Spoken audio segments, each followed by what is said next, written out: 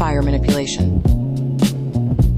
Users can manipulate, shape, and control fire, which results from a rapid oxidation process that releases heat, light, and reaction byproducts like smoke, soot, and ash. Flames, the visible, gaseous manifestation of fire, are influenced by the material being burned, external conditions, and the user's level of control. This power allows the user to create fire spontaneously, even in the absence of natural fuel sources, and sustain it indefinitely through sheer force of will. The intensity, temperature, and color of the flames can be manipulated, with variations reflecting changes in fuel composition or impurities, such as magnesium producing white flames or copper generating green ones. Users can craft flames into quasi-solid constructs, such as weapons, shields, or living entities, each retaining the destructive properties of fire.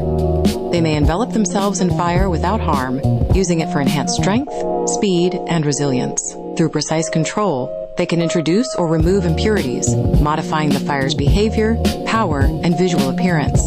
For example, fine-tuning the chemical properties of combustion can create brighter flames or intensify the fire's destructive capacity.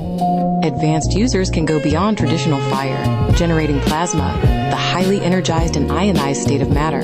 They may manipulate fire on an elemental scale, merging it with earth to create molten rock, or combining it with wind to produce raging firestorms. The ability to absorb external fire or heat allows them to extinguish flames, replenish their energy, or augment their power. They can regulate the temperature of their fire, generating anything from harmless, cool flames to extreme heat capable of vaporizing metals or melting rock. They can even produce exotic forms of fire, such as plasma-based flames that behave as both fire and electricity, or nuclear fire, which releases immense heat and energy akin to the power of a star. They can create flames imbued with specialized effects, like self-sustaining firestorms that feed on ambient energy, or cold fire that burns without heat, making it more suitable for tactical scenarios where damage to surroundings must be minimized. As the user gains mastery, their control over fire evolves into more varied and exotic forms. They can manipulate flames of different colors, each representing unique properties and temperatures. Blue flames, for example, burn hotter and more intensely than ordinary red flames, while purple flames reach even higher temperatures, symbolizing the pinnacle of destructive heat. Green fire, in contrast, often stems from specific impurities or mystical origins.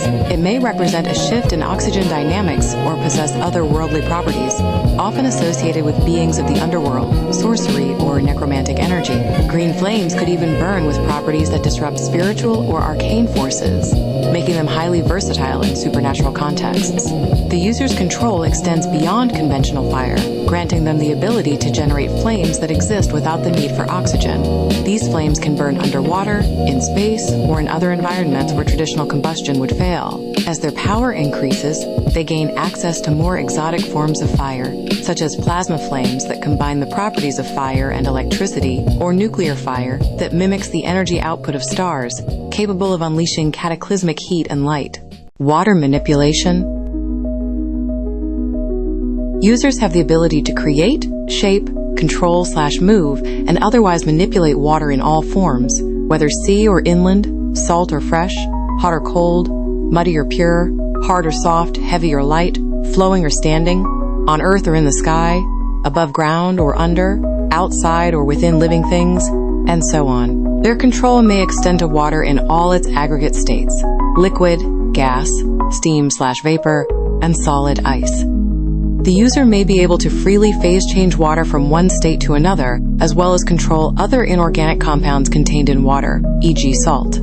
Commonly seen offensive applications of hydrokinesis include sending forth streams and waves of water to crash into/wash away enemies, shaping and condensing water into quasi-solid constructs for attack, e.g. giant arms or whips, creating extremely high-pressure water jets to pierce/slice through matter, materializing globes of water around enemies to drown them, and even draining all water out of targets to dehydrate them, rendering them desiccated husks. Defensive applications involve levitating water around oneself as makeshift shields or walls/barriers, summoning large domes of water, etc. Auxiliary uses include transportation by surfing on waves, creating air-filled pockets to remain dry and breathe while underwater, and suspending oneself mid-air upon waterspouts. Particularly skilled hydrokinetics may extend their control to the atmosphere and water-based weather phenomena, such as clouds, mist, precipitation, and rainstorms. Amongst the classical elements, water is usually a safe counter against fire.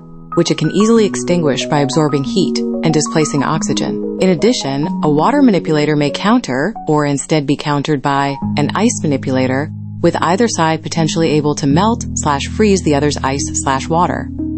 Exceptionally adept water users may be able to alter the chemical properties of water at will, e.g. density, pressure, condensation, viscosity, and add cohesion, salinity, temperature, from scalding to freezing, thus producing steam and ice, miscibility and polarity/solvent power, acidity, conductivity, etc., even endowing water with exotic properties that it would not naturally have, such as being extremely sticky or acidic.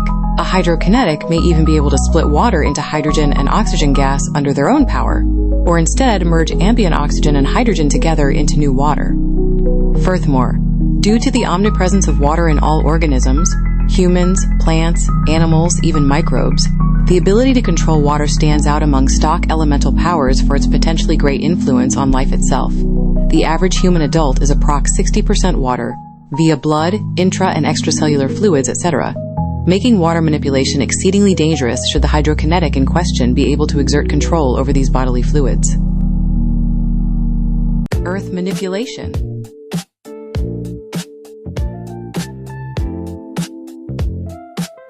The user can create, shape, and control the Earth and all earthen elements, including minerals, crystals, and geological materials in any form, whether solid, fragmented, or loose, such as rock, sand, dust, mud, and soil. This power extends to all mineral compositions, allowing the user to manipulate natural formations like mountains, caves, and canyons, as well as refine raw earth into different states, from compact stone to flowing lava. They can move or reshape terrain at will, causing the ground to rise, crack, split, or shift as if it were alive, molding landscapes with the same ease as sculpting clay. Their control over the Earth allows them to command its raw energy, influencing tectonic activity, creating seismic disturbances, and even manipulating the planet's geological processes. By attuning themselves to the natural frequencies of stone and ground, the user can detect vibrations, sense movement across vast distances, and perceive the world through the very foundation it stands upon. Whether touching a rock or standing on solid ground, they can extract information about their surroundings, such as the presence of underground tunnels, buried structures, or even the lingering imprints of those who walked before. The user's mastery over this element grants them immense versatility. They can summon towering stone formations, carve intricate structures, and mold earth-based constructs with absolute precision. Whether crafting weapons from raw minerals, creating floating platforms of rock, or forging bridges from stone, they possess complete architectural control over the landscape. Their influence extends to the finer elements of Earth, allowing them to manipulate dust particles for concealment, compress sand into glass, or even refine minerals to extract valuable ores and metals.